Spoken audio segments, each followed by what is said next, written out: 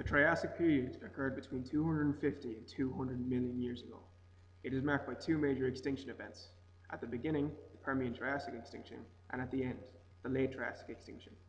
This film will focus on the Late Triassic extinction event, its effects, and its causes. The Earth looked very different during the Triassic than it does today. The huge supercontinent Pangaea existed during this period. It was situated mostly along the equator. At the time, the climate was hot and dry. These climatic factors had a huge significance on the supercontinent. Sprawling over most of the center of Pangaea was a vast, arid, barren wasteland. Over a period of years, the process of ratification increased its size. During the Middle Triassic, Pangaea began to split apart into Laurasia and Gondwana. After the Permian-Triassic extinction, Sapolsky's diversity curve shows an increase in diversity that peaks during the Mid-Triassic but falls drastically near the end of the Triassic period, indicating a major extinction event. This late Triassic extinction had a huge effect on the marine realm. Approximately 22% of all marine families went extinct. Corals, reef systems, and anemones suffered greatly, as did many of the marine reptiles, fish, and gastropods. Creatures such as bivalves, brachiopods, and cephalopods were also decimated. However, there is evidence to suggest that they were already in biotic decline during the Triassic. Perhaps the most famous casualty was the conodont. These creatures were completely wiped out. It was not all doom and gloom, however. Many creatures did recover and were successful.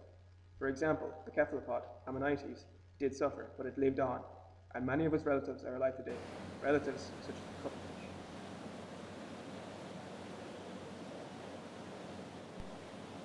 The extinction was not as severe on land as it was in the oceans.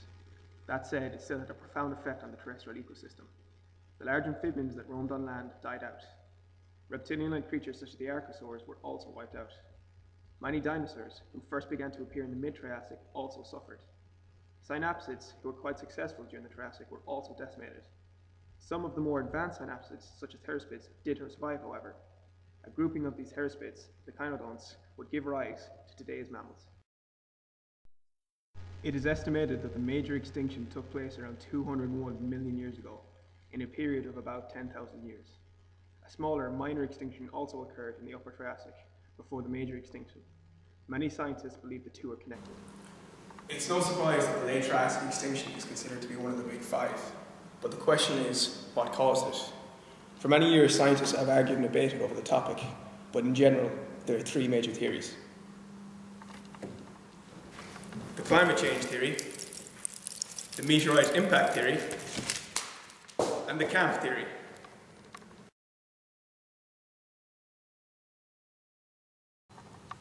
Climate change has always been associated with the big five extinction events, and with a lot of uncertainty surrounding the cause of the late Triassic extinction, climate change has been suggested as the forerunner.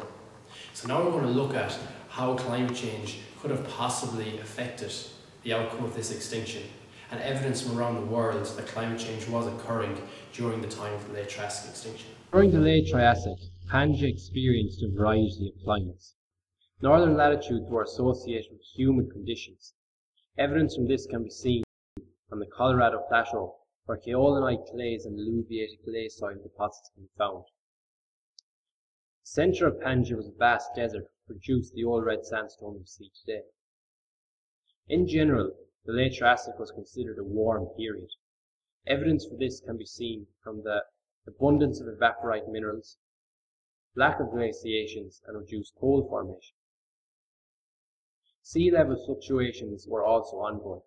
St. Audrey's Bay in the UK exhibits classic transgression-regression sequences. Silts and mudstones are overladen by limestone intrabedded with siltstone, and this is succeeded by shales. This ongoing fluctuation of sea level could have had devastating effects on shallow marine habitats, and indeed near water habitats.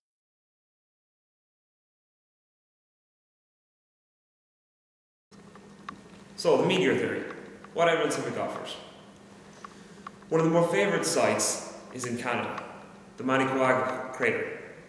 This crater is estimated to be 100 kilometres in size, so it's definitely large enough for a meteor impact to cause a major extinction. But more recently it's been dated at 214 million years ago. So this means that it's 12 to 13 years previous of our actual extinction event. More recently, a crater has been discovered in France, the Rochechouart crater. Now, this crater has been estimated in time to be up 201 million years ago, so it is the correct time frame, but unfortunately, its maximum size is 40 kilometres, which is large, but not large enough to cause a major extinction event of this capacity.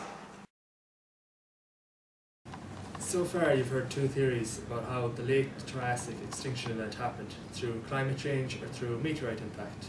However, I will be talking about the third and most likely theory, which is volcanism. The late Triassic extinction event coincides with the breakup of the supercontinent Pangaea. During this event, a large connected magma flow developed called the Central Atlantic Magmatic Province, or CAMP for short. The evidence of this can be seen in continental flood basalts scattered across the present-day North Atlantic Ocean. The magma released at this event would have injected a huge amount of toxic gas into the atmosphere. Some of this would have been sulfur dioxide, which would have caused short-term cooling, carbon dioxide, CO2, which would have caused long-term heating, and fluoride, which is toxic and would have poisoned much of the vegetation at them.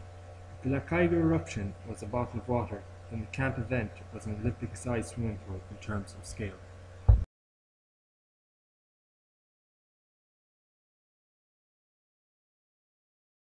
There have been claims. There's a chap called Paul Olsen in the United States, and he claims that the dinosaur footprints from after in the early Jurassic are on the whole bigger than the ones before the extinction.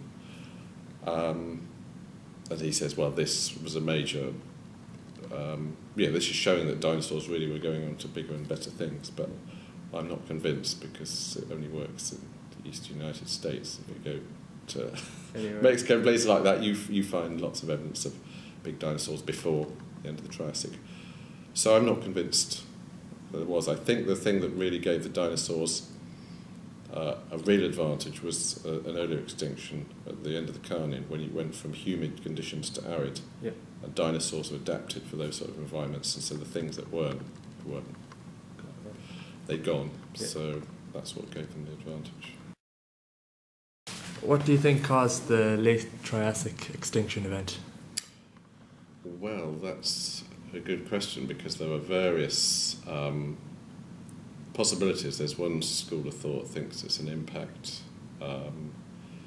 There's another sort of school of thought which claims that it's associated with the Central Atlantic Magmatic Province, Camp Volcanics. And then there were various other schools of thought in the past, particularly things about transgressions and regressions, but I think now it's between the impact hypothesis and the Central Atlantic Magmatic